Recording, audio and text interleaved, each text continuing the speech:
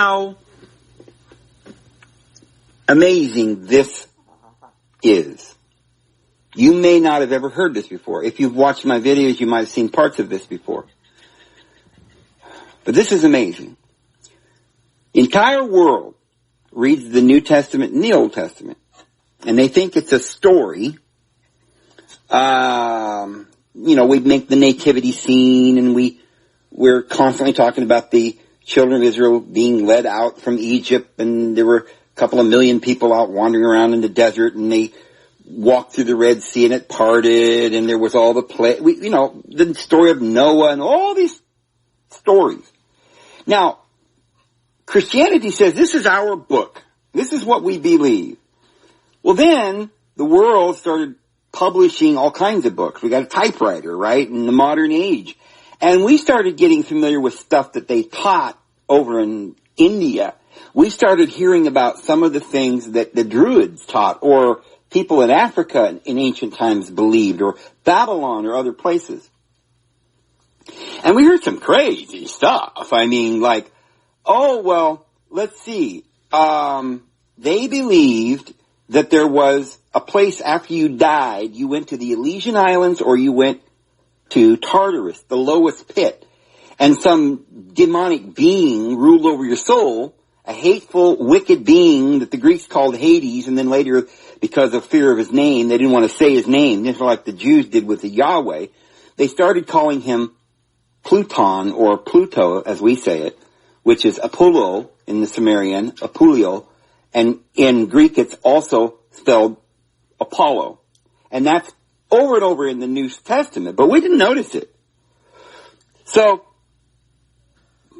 the oddest thing in the world to me, as I grew up and began to see these little things popping up all over the place, one of the first ones we ever saw as Christians that we had no idea was there, that tells the same story as all the other ancient teachings in the world we had no idea that we believed in. But we saw from the very beginning that there was this serpent that talked in the garden. Well, that's exactly the same story that the Sumerian tablets tell, the Egyptian hieroglyphs,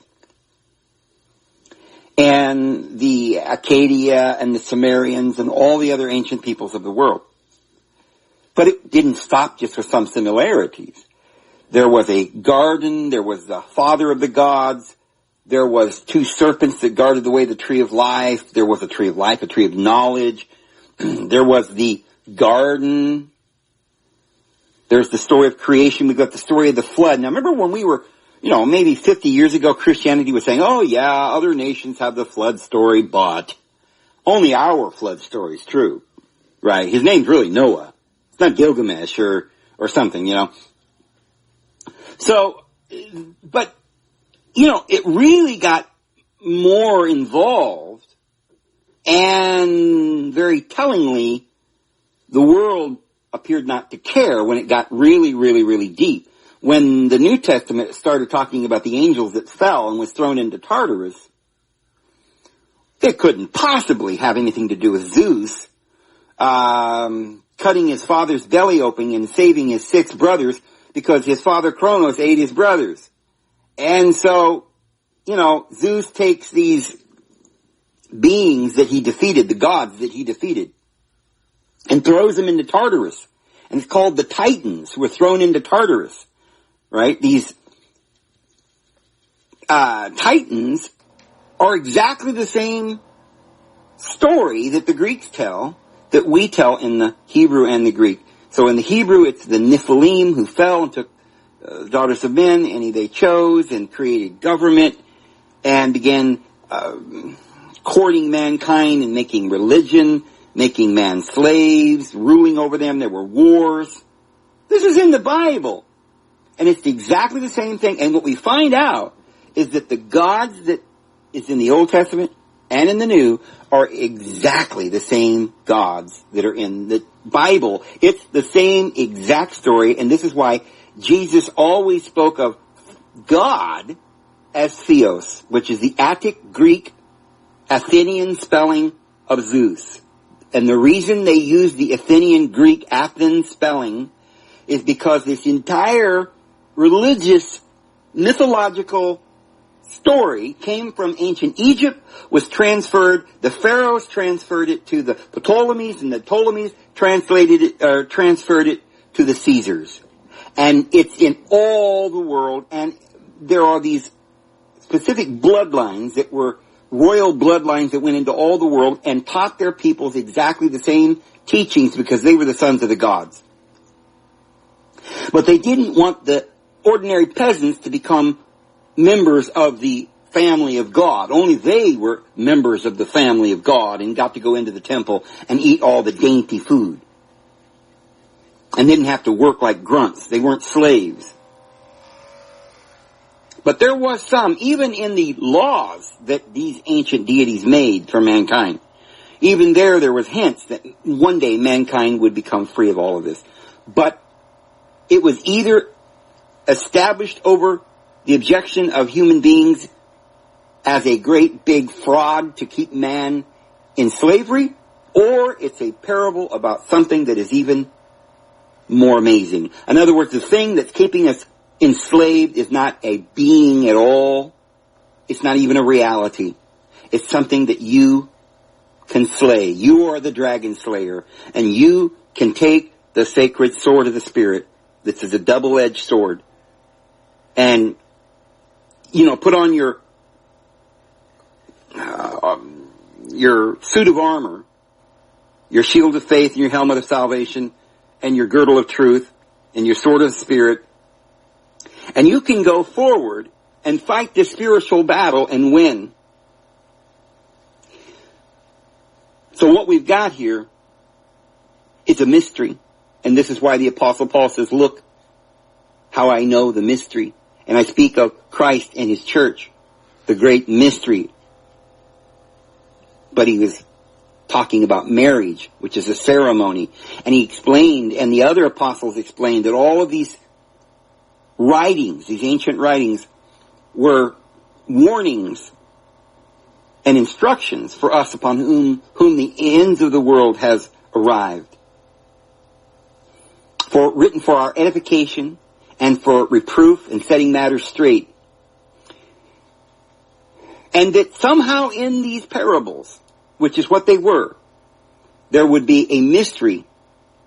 And to those to whom it would be revealed would be eternal life. But in spite of the hiding of these truths inside these mysteries, some of us were really fascinated with knowledge. I could tell my dad was interested in some things, but I also could tell and this is not about my dad. This is about everybody I've ever known. I could always tell, ever since I was a little boy, that most people were very sentimental. I don't know if that's the best word, but it's a good word that came to mind. Because this sentimentality seemed to make human beings dumb. And the reason why is this, and I think it has a lot to do with the fact that we're being intimidated and there's a lot of pain in the world. So a man, for instance, or you could use a woman as an example, but take a man who has to go out into the world and work, who has to work very hard. I mean, a lot of you youngins don't know what work is, but 50, 60, years ago, when men got a job, it was usually something very, very laborious. It was a difficult job. There were a lot of John Henry jobs in this world. I mean, think about it. Just all the work originally was very difficult work. Railroads had to be brought from the East Coast to the West Coast, all across this nation. Roads had to be built. And they didn't have big tractors and trucks to bring in all the cement and stuff like we do today. People hauled it by hand. They made the roads a lot more with less advanced tools than we have today. And they worked very hard. John Henry used a hammer to put those railroad spikes in the ground. And you can imagine, back in those days, these guys would hire somebody who could do the job, and they paid them very little. So there was a lot of difficulty in life, in the world. It was hard. It was very hard. And so I feel that most people who are in this world are navigating the world based on the principle that they're trying to not work so hard. And that's logical, right? They don't want to have to work so hard. So for most people, I think what they did was they thought that if they applied themselves and went to school or worked real hard and made it up to management, just don't give up, then they'll get into this cushy position where they make more money, they're more like a boss, and they can tell people what to do. But I think that the reason why that course of action didn't appeal to me so much is because I didn't have any, like, I would see a boss as somebody who was abusing people and getting them to, like a slave overseer. I saw the world that way. I thought this is a mundane task where it looks like the world is trying to advance to some goal, which I didn't have an opinion about it one way or the other. I didn't really know why we needed all these amazing, fancy things in the world, these big cities and all this stuff. I thought, it was complicating things because people were moving away from their families. They had these nice cars and they'd move away, and then people didn't know their mothers anymore. And it seems like the more people advanced, the stupider they got. And then everybody was running down to the doctor, and they believe everything, or the scientist, or, I've got to go to work, so let's put our kids in kindergarten or preschool and just let the government raise our children. So I never really approved of any of this anyway.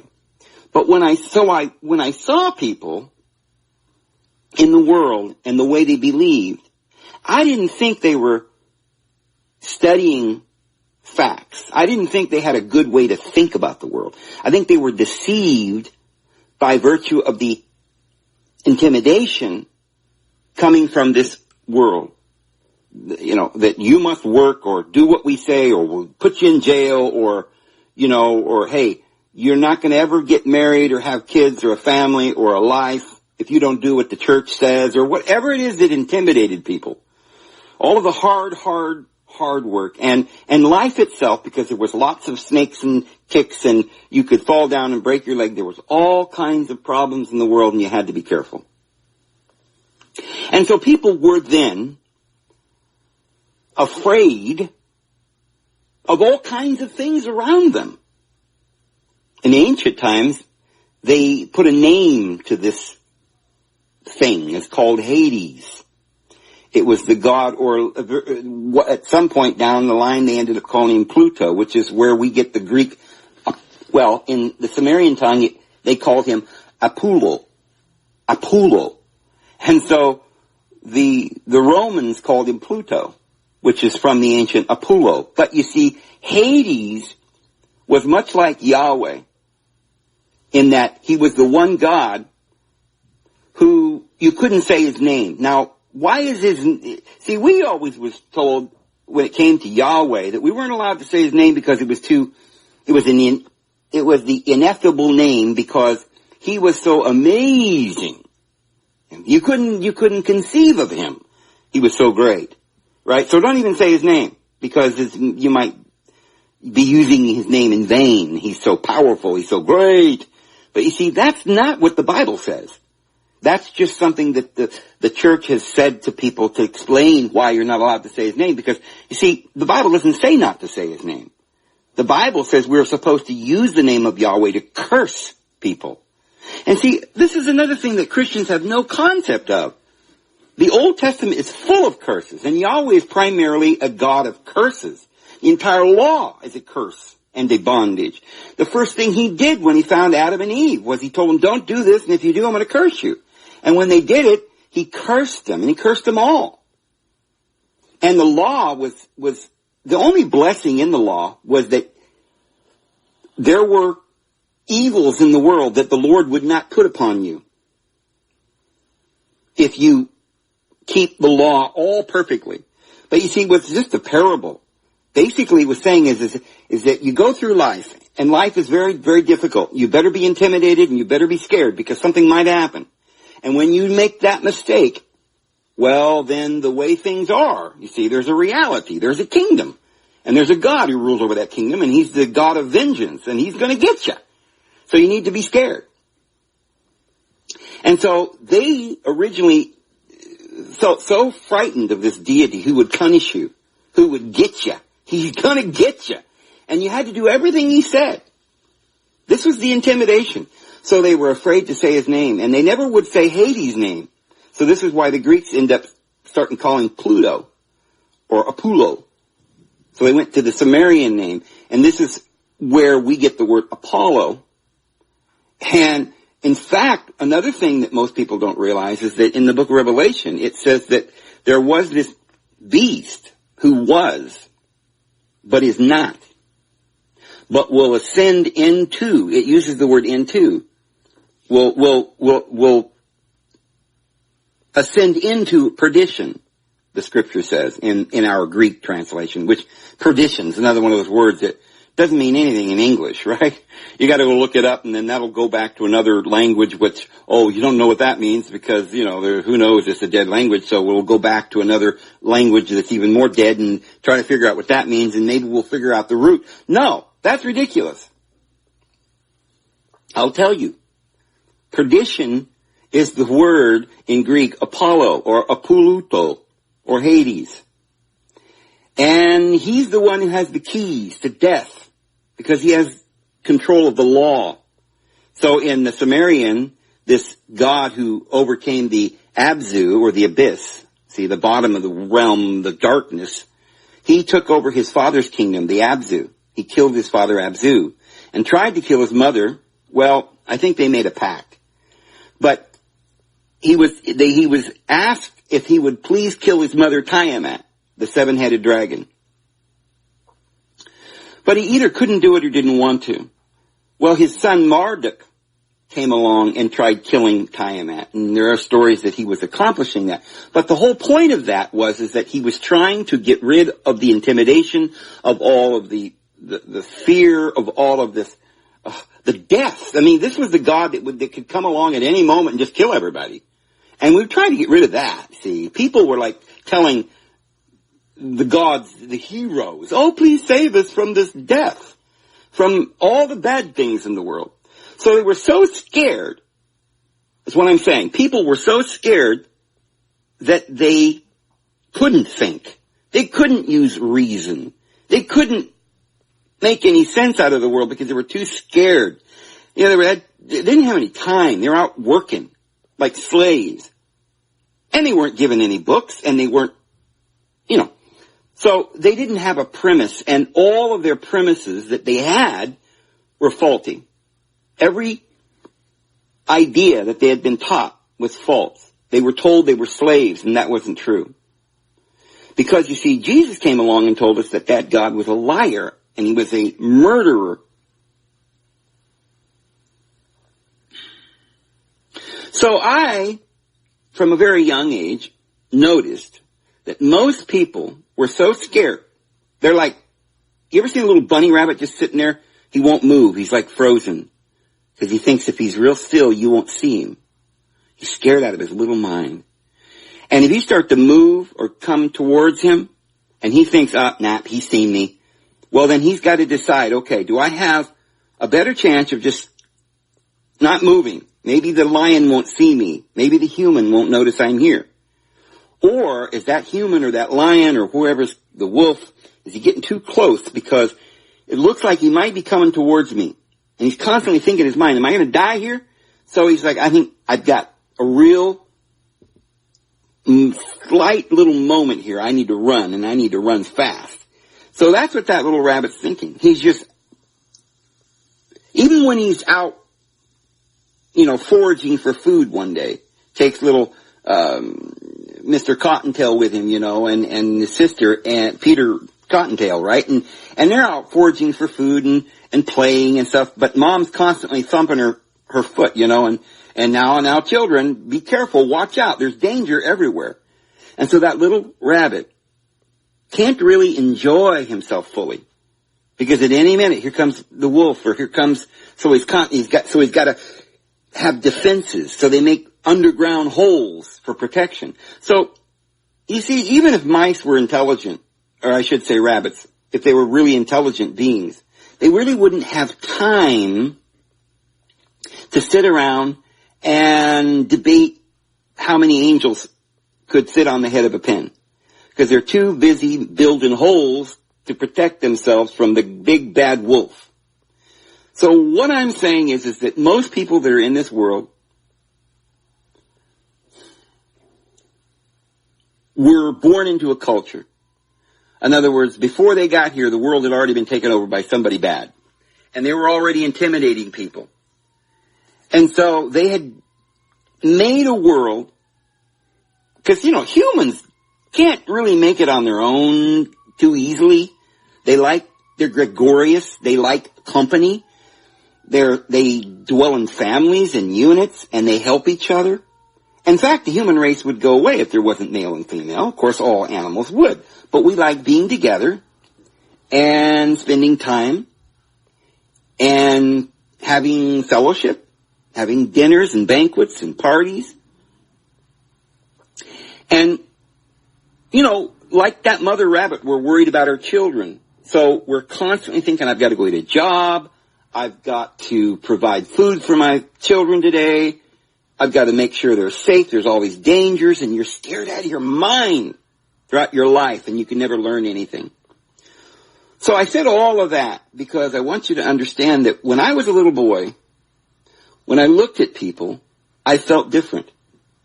Because I felt more or less like the binding or the tie that most people had to this world and its culture, which kept them frightened and not able to know who they were or what they believed or what they should believe.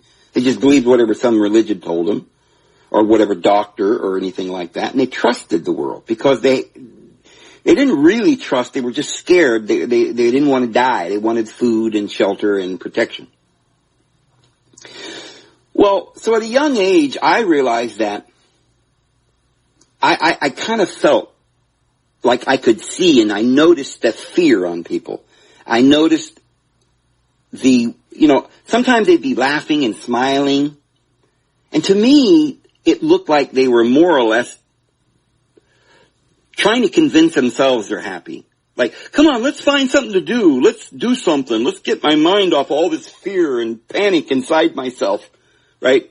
I feel guilty. I feel bad. Nobody cares about me. I think I am lost. I don't know what to do. But, I don't want to think about that. You got some drugs? Let's forget that. And let's just, I've got a day off from work. I'm going to enjoy it. I'm not going to think about philosophical things.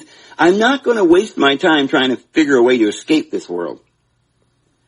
I'm not going to read unless I'm told to read a certain subject so I can learn how to pull that crank, because I've got a job that says to pull the crank, and I've got to learn how. Because my only concern and focus, I only have time for one focus, and that's to feed my family. So everybody was like that. But something happened to me when I was little,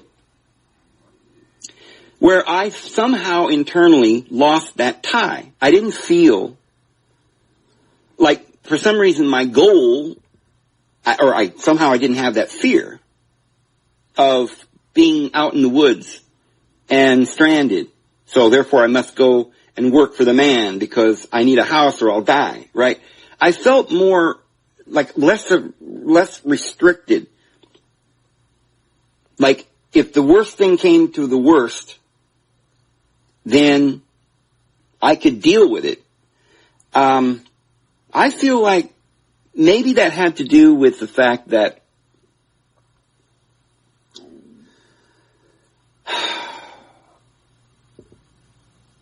most people were born and raised into this world in a culture. Their parents believed the going belief system. Like if you were Greek-speaking peoples in Greek times, you would have been told all the Greek mythology and the stories of Zeus and Gaia and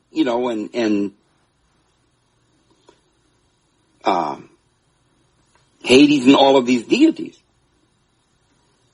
And there were morals to the stories that they were teaching the people. And the moral was always, well, there's evil in the world, and there is some good in the world. And we're trying to get to the best good.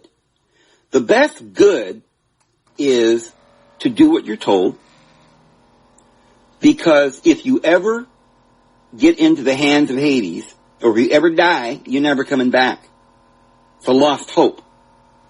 The whole world believed in this. They had developed this system where they believed that we lived in it's kind of like the Hobbits. Have you ever read the story of J.R.R. Tolkien? He spent years writing that book, starting way back, I think it was 1930s when he started writing that book. But I don't know how many of you watched the movie. It's not based on any actual writings or anything. It's a novel. But it seems to be based on European folklore, kind of like. There's hobbits in it, kind of like elves. There's elves in the story and stuff like this.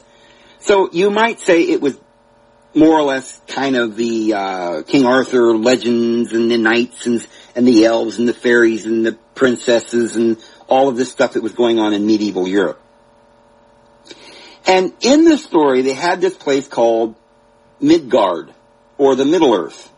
And sometimes they called it the Middle Earth. And it was basically some say, it was the big continent that they lived on.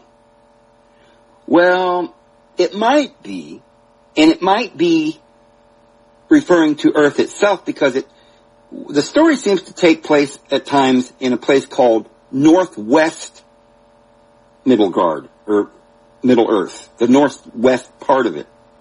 Well, if you look at the Earth, and you look at the biggest continent, which is Asia and Europe and this whole thing,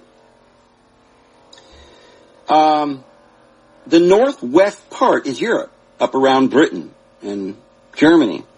So it appears that he was kind of inferring that he was basing the book on ancient, philosophical, esoteric wisdom, like Druidism. And, of course, it's very similar to all the ancient histories. So in this sort of, if you look at some of the maps that J.R.R. Tolkien made of this fantasy novel, you'll see that it looks a lot like people who believe in the flat earth. And one of the things that they call the earth in The Lord of the Rings is what they call this thing. They call it Adar. I don't know. If you look at all the words that he uses, they're always words that are different than any other culture. He didn't plagiarize this word for word out of any ancient book or anything. But a lot of the words certainly do have similarities to ancient wisdom. And Adar then sounds a little bit like, earth,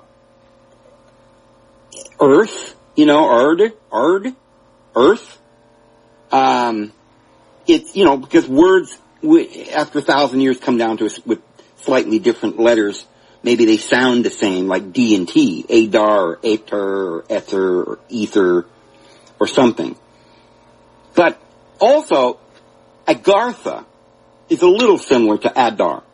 But whether or not he meant that, as just accidentally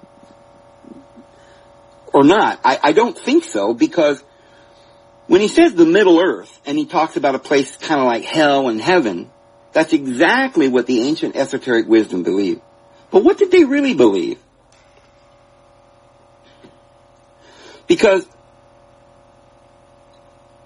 mankind has had this more or less cosmology that they've taught mankind for thousands of years. But it seems like this cosmology that they taught everyone, nobody really understood it. It seems like it was originally talking about concepts rather than geography. Like the gods were all the forces that are in our lives. Love and hate and war and the sky and the earth and the sea and the trees are all gods. And they all affect humans. And there was one part of life that was very scary, and that was death and pain and all of that. And so that was relegated to the below. The area below would get you, right? You don't want to go, when you die, you go back to the earth. And under the ground there's snakes and there's fire down there. And so under the ground was the kingdom of Hades. And like I said, everybody was scared of him. Now, there were elves, there were individuals in the story that lived only in the Middle Earth. But the humans, there were humans in the story too. They were in Middle Earth, but they could eventually get out and fly into yonder heaven. Their soul, elves and I think hobbits reincarnated. And humans, it was never said in the story of the Lord of the Rings, whether or not they incarnate. It was assumed that they might, but their eternal destiny was such that they could ascend out of this world and get out of the realm that was influenced by the dark realm below. Because that deity from the bottom, in the darkness, that everybody obviously knew was real. I mean, that was, people die, right? Well, if there's a loving deity, there must be an evil deity. And so you had to appease him. So they would give offerings to the gods, and there were many servants of the gods. So sometimes you just met one of his servants. You could never meet the god Hades in person, right? He would melt you with his breath. I mean, he was evil. And you didn't want to talk to him. But he would come and rape Mother Earth. And they would sort of breed all these evil demons that would constantly be after us. But there was hope, because Valar, which is very similar to Valor, love, or Valencia, or Valor, the words that we use. But Valar was an angel from the realm of heaven. And so there were certain hobbits that decided that they needed to go and find Melkar or whatever, who would come and battle with the demons and the devils and overcome this and save the Middle Earth from the machinations of the evil that was going on in the center. So what was the cosmology there? Nobody really knows. But he draws maps, and there's this continent, and this is supposed to be Middle Earth. So where's heaven and hell? Well, you couldn't see heaven from earth, nor could you see hell. Okay, those were other dimensions and other realms, but they influenced the earth. So it's not really like a flat earth. Now when you draw it, the middle kingdom is physical and real, but the other two aren't. So those are only represented in symbolic fashion on the drawing. And so today, because people aren't familiar with this ancient cosmology, people assume that maybe it was a continent, which was Middle Earth, and that there's around the Middle Earth is the great ocean, and beyond the ocean, maybe there's other continents. Maybe the earth is flat, or maybe there's a wormhole and we go out into some other dimension, but nobody really knew. But what we did know is that there was something that had to be figured out. There was some lesson to be learned on this earth, and only certain individuals would ever have immortality and attain unto the light. And I use the illustration of this book because it's almost as valid as if you were to use the Bible or Greek mythology, because really all of this is just parabolic of the situation we find ourselves in.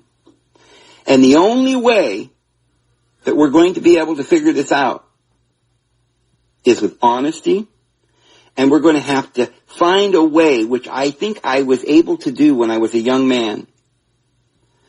We have to find a way where we can get our mind out from under the fear and the intimidation, where we're able to really ask ourselves some serious questions. Because it seems like, according to the Bible and these other books, this God who lives in Hades, who is the God of the law of evil, that the punishments and is restricting you because of his law, right? The world and all the problems in the world are there because of him, because you did something wrong. So we have to navigate this evil. And it seems so impregnable. It seems so hard. The sages and the ancient ones would ask the question, is this situation just eternal? Is it the only way that we can exist? Surely we're going to live and then die, and then what happens? Is there something better after death? Well, the only way you're going to come to an answer is you're going to have to be able to sit and think. But you're not going to be able to think and come up with good answers if you're afraid and you're being intimidated. Not to mention the fact that you wouldn't have the time because you're out working and slaving for this other God and bowing and groveling at his feet. So you're just not going to have, you're not going to be able, it's like you're just not giving your mind the secret magical words. Abracadabra. Voila. You've got to know the magical words. And the only way to find the truth, to get to the kingdom of truth, is you have to be seeking for it. If you're already conditioned within yourself to believe and accept the world around you as it is, that this evil God is just there and we must feed him, so let's go out and sacrifice him, they've given up. People that go out and sacrifice upon the altar of Satan or any God who demands sacrifice, who isn't love, any God who says he'll wipe you off the face of the earth if you don't get down and do an act of worship to him, any God who demands that you murder others, or if you don't believe in them, you have to be murdered, or if others don't believe in him, he wants you to go and murder them too. You have to be able to be fearless enough to stop and say, you may have power over me, but I know you can't take this from me. I know who you are. You're evil. And I know I don't believe in you. And I know that at the moment I'm afraid of you. And that's my problem. I'm so afraid of you that I'm your slave, because I don't know of any other option. And that's the situation that everybody in the world seems to be in. We're out of our mind afraid. And so, the millions and millions upon millions of things, little pieces of glitter flying around, thoughts that they've told us, conditions that they've given us, jobs and situations they've put us in. It seems like all of that has got us believing in a false reality. And so the great mystery of this puzzle is that this evil God, this is the mystery. How could this evil God exist if the God of love exists at the same time? And so the great ancient sages knew this, but their students had to learn it on their own. But they could never learn if they didn't have faith. Because if you're afraid of the devil. Imagine standing in a dark cave and a dragon sticks his long, nasty, winding little neck like a serpent neck all the way down inside the cave, but he can't quite get all the way in the cave because he's too big to fit in there, and your back is pressed up against the back of the wall, and he's reached all the way about 3 feet in front of you. His nostrils are breathing down your neck with his hot breath, but he can't quite reach you. Well, it's at that point where you know that you are outside of his grasp and you can speak freely. And then you say to that devil, "You nasty, wicked devil, you may kill me, but you will not take my soul. I know who I am. I trust and I love myself. I am not your slave. I won't allow the guilt that you're trying to put on me to stay with me. And in fact, I now realize that you're only a figment of my imagination. That the entire world really is a product of what I believe. And mankind, when they were young, when we were in ancient times, just trying to make it, all the wars and the fear, it made people crazy, made people scared.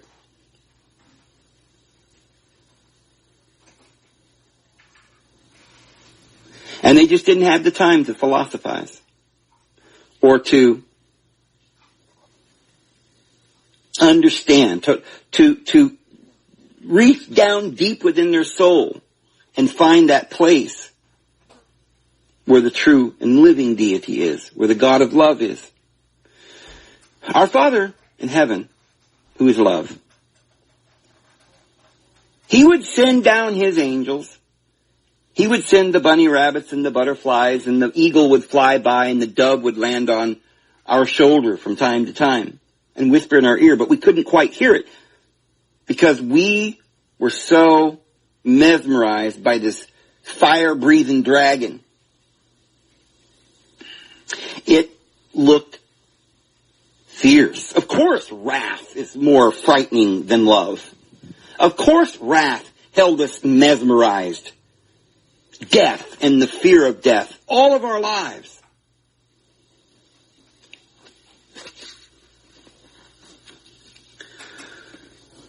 But all we have to do is cease being afraid. Because it's when we're not afraid that something special happens. It's when we believe in ourselves that something special happens. It's when we have a moment to trust our own thoughts that something special happens. Because all of our lives we weren't trusting anything we were thinking. We were thinking, well, I think I'm a good person. Don't you say that. You're an evil person and you deserve to die and go to hell. Oh, okay. Huh? No, we did not entertain any idea that we were okay. Right? We would walk up to people and think they hated us. We just assumed. Why everybody should hate us, right? We're worthy of nothing. Because our rulers told us from the time that we were born, we were just slaves. That we were guilty. That if we didn't do everything we were told, we would go to hell. And that was scary. So it takes faith. And in a moment of release, when we release all of the lies, when we cast out all of the demons. And how do we cast out these demons? Only through faith. And we have to have faith in somebody's name. The name of the God, like Melkar or Valar or whatever in the book. I mean, the name of the deity of heaven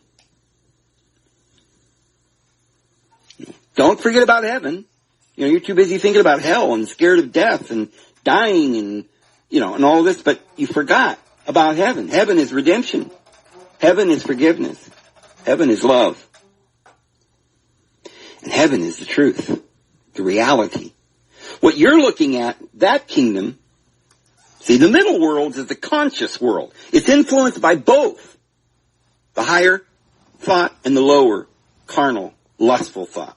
It's influenced by both, but only the lustful thought seems to win on very weak souls. Only the fear seems to move a person who is young and inexperienced. It takes experience to learn how to do things and to become accustomed so that you don't jerk with nervous fear, so that you're calm, so that you can raise that bow up into the air without shaking, without a dragon after you. And when you finally graduate the Academy of Truth, and you've learned how to shoot your arrow because you're not going to be afraid, and because you trust yourself and you believe in yourself, then you become a warrior for the reality, for the truth. And you shoot your arrows of truth. And they land on other people. And you can then open up a new world to them and give them the good news and help the lower carnal world just melt away and his power just seem to go away. The ancient Greece concepts for heaven and hell are of course different in many ways than those propounded by Christianity. But in other aspects, they closely mirror the horror and the ecstasies of these places that we associate with today. Like the Christian concept of hell, the Greek underworld had a ruler who was closely associated with his domain, Hades. Remember, Jesus gave the parable, and he was giving the actual Greek teachings. Jesus was quoting what the Greeks taught. And he used the Greek words. He didn't use Hebrew words. And he was talking about Tartarus, which is the lowest realm of Hades. And he was talking about this great gorge that was in between them, like a great river. And on the other side of the river was the Elysian Islands. And when you died, the boat Chiron would come and take your soul, and if you were bad, you went to Tartarus, or some people went to other realms in Hades, depending, it seems like some of the Greek gods would go to all the way down to Hades, to the bottomless place, because they could never come out, evidently. The boat never came back for them. Now, originally, there were concepts where the Elysian Islands were only for the gods, but obviously that was not the way most people thought. And after a while in Greek mythology and in Greek teaching, they started more or less saying that all the good people, when they died, they would go to the Elysian Islands. But that wasn't necessarily heaven. But Jesus talked about it as the rich man who died and lifted up his eyes in torments. And he saw Abraham in paradise across the gorge, feasting at the table. And all the good people and all the saints were having a great big fellowshipping meal, a great party, right? But this other guy, because he had done some things wrong in his life, he ended up in this place called Tartarus, where there were flames of fire, and he just wanted a drop of water to cool his tongue. So that is what these Elysian Islands were. Friends, what we're talking about right here, this may seem mythological and ridiculous. And why are we talking about this? But this is the story of the New Testament that Jesus very clearly taught. The Apostle Peter taught this very point that we're just reading now about Zeus freeing his brother from his father Kronos' belly. And this is in the book of Peter as the angels who fell and were sent to prison. They were bound in Tartarus. So this is irrelevant because, as Christians, we think this is all true. So we need to know then what really are we talking about if it's true. Because it says here, perhaps from fear of even pronouncing his name around the 5th century BC, the Greeks started referring to Hades as Pluton. Pluton, with a root meaning wealthy, considering that from the abode below come riches, fertile crops, metals, and so on. People would sometimes refer to him as Zeus Catateuthonius, meaning the Zeus of the underworld, by those who felt they had to avoid saying his actual name since he had complete control over the underworld. Hades, as the god of the dead, was a fearsome figure to those still living. In no hurry to meet him, they were reluctant to swear oaths in his name and averted their faces when sacrificing to him, since to many, simply to say the word Hades was frightening. Euphemisms were passed into use. In addition, he was called Clymenius, notorious, Polydigmon, who receives many, and perhaps Eubilius, good counsel, or well-intentioned. All of them euphemisms for the name that was unsafe to pronounce, which evolved into epithets. This is exactly what the Jews did with their deity, Yahweh. They got so scared of upsetting the God of vengeance that they refused to say his name for fear that they would say it in vain. So it says that the Greeks then thought that since precious minerals come from under the earth, the underworld, he was considered to have control of these. Sophocles explained the notion of referring to Hades as Pluton with these words: the gloomy Hades enriches himself with our sighs and our tears. See, this word Pluton is, of course, the Latin word for this god, Pluto, but, and no, not the cartoon dog. Disney used the same name for that dog, but Pluto is the god Hades. But they didn't like saying the word Hades, so they started saying Pluto. Well, the Latins just said Pluton, and this comes, like I said, from the Sumerian Apollon, and this is where the Greeks get the word Apollo, or Apollo.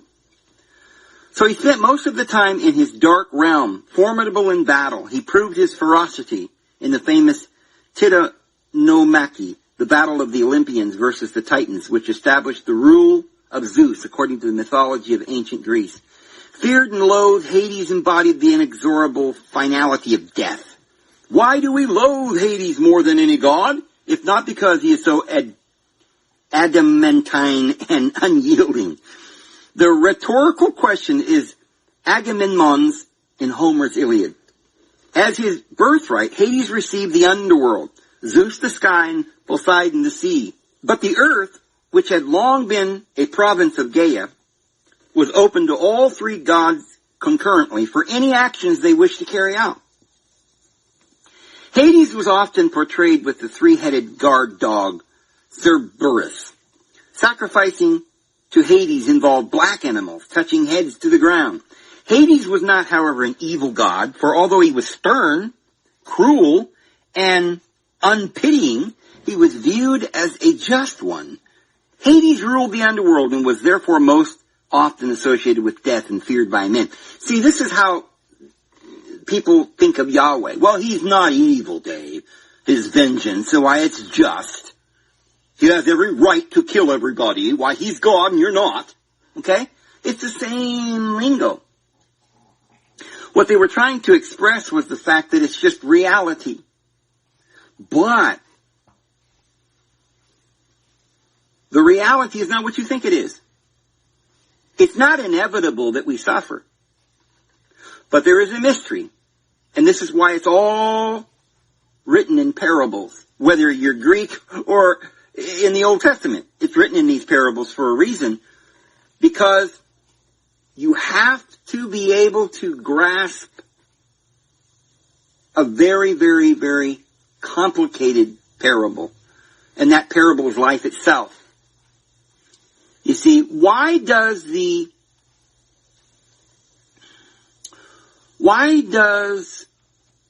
everything that this particular God says don't do, why is it that everything he says don't do is crying out to us to do it?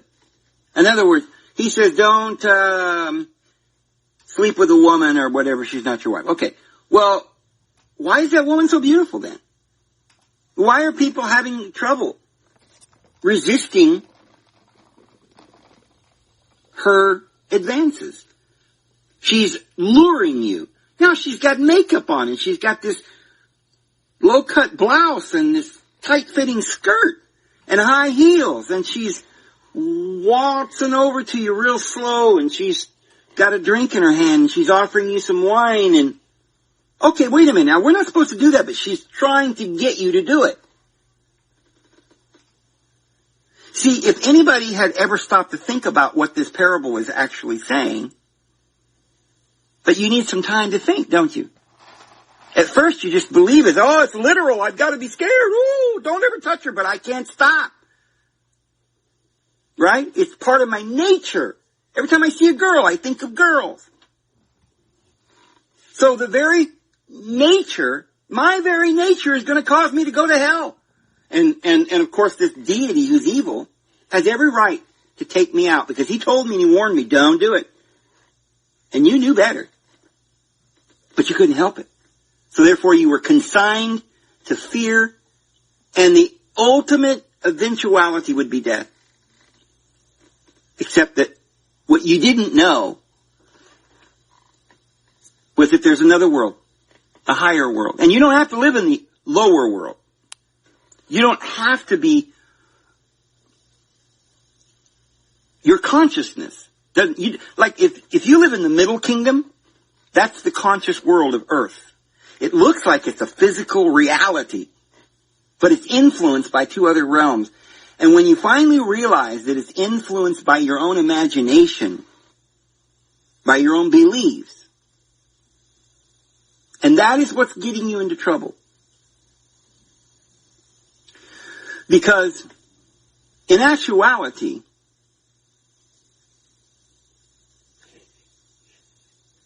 this God is a liar. This whole kingdom of consequences, death, brutality, and pain doesn't exist. You see, it's all a matter of perspective. This was the great mystery that mankind's been going around for thousands of years. It's like nobody's ever really learned it, because every time somebody grasps this mystery, somebody comes along and murders them so they can't tell anybody else. They write a book, they burn the book. There's a vested interest some people have against you knowing this fact. But here's the great mystery of this weird cosmology that every nation has on the face of the earth. The middle kingdom is the conscious world. So we call it the earth. It's the only kingdom that really exists. It's the only, you can only act in the kingdom of reality, where everything manifests, where the trees grow. You'll see the sun shining down, but you can't live on the sun. You can look down in the holes of the earth, and maybe if you could dig a hole all the way to the core, you might see fire. But you can't live down there. You live up here. And all of the creatures live here in Middle Earth, including the elves and the hobbits and the humans. Now, there are lots of different varying stages of evolution on the earth. There are little elves that are half the size of humans. They're not, obviously, they're not developed. Okay, they're underdeveloped. And so it's not in their,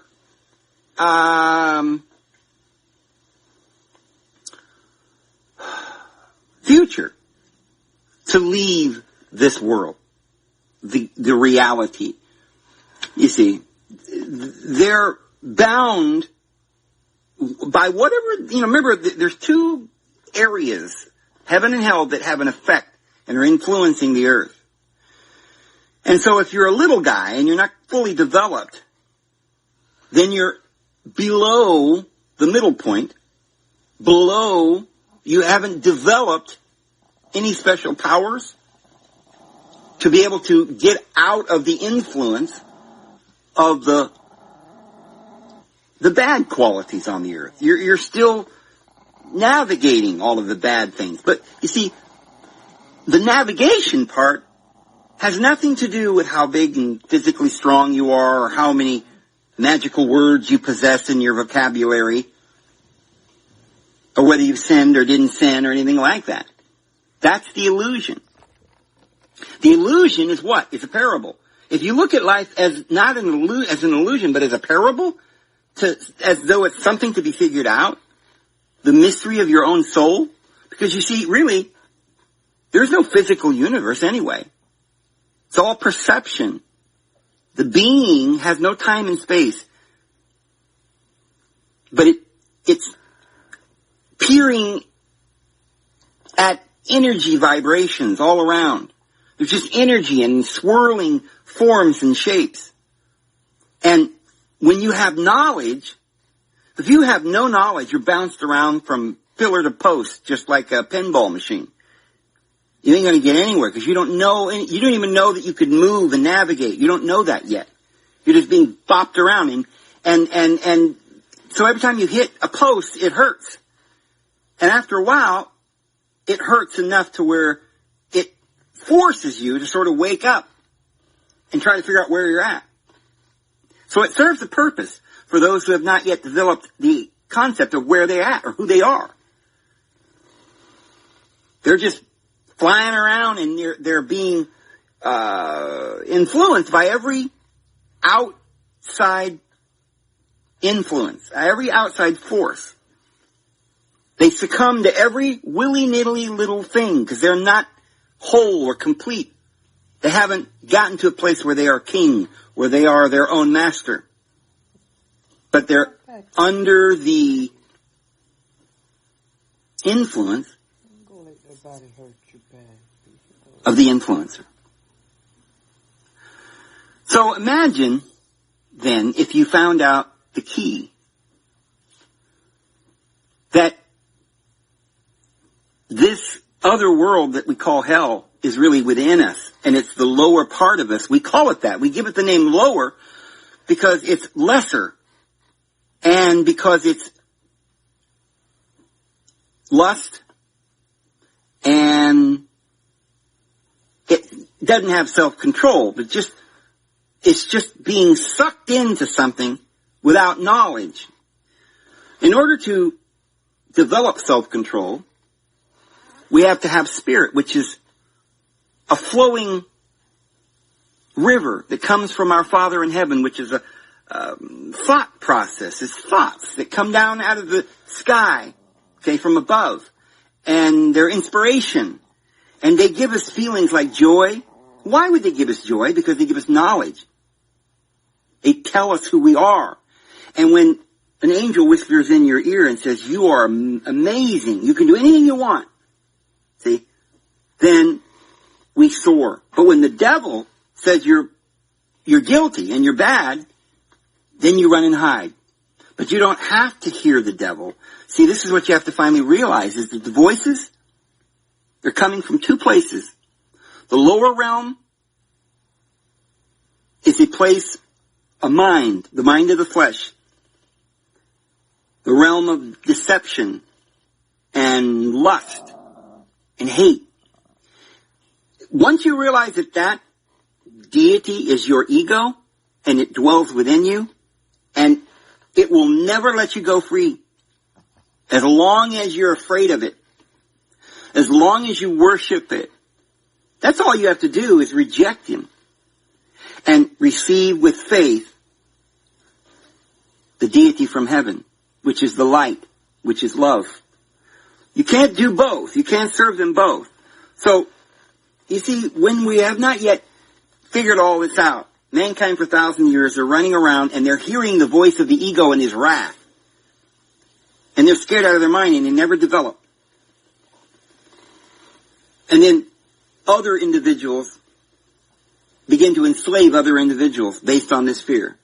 But as soon as you understand that you are not guilty, that your Father in heaven is different than that deity. That deity don't love you. He will not forgive you. But it doesn't matter. Because that's a part of yourself. That's the cocoon that's you're gonna shake it off. That's the lower part. You're evolving and you're going to fly away. You're going to get your wings. You're going to go. Remember, you have to live in this conscious world, the reality. But what you're going to do is you're going to cease believing in the devil and all of his lies. And then you're going to have the recognition of the Christ within you. And when you do that, he sends you the gift. And the gift is that whatever you ask, you shall receive. And then you will have passed over from death unto life, because you have looked at the ancient parables, the ancient esoteric wisdom sent down by the gods, who when they put them on the earth, told us that we should meditate upon them and pray and get the sense of it and wake up, for the day is at hand and we must go forth as children of the day, for the night is far spent. It's high time we wake out of sleep.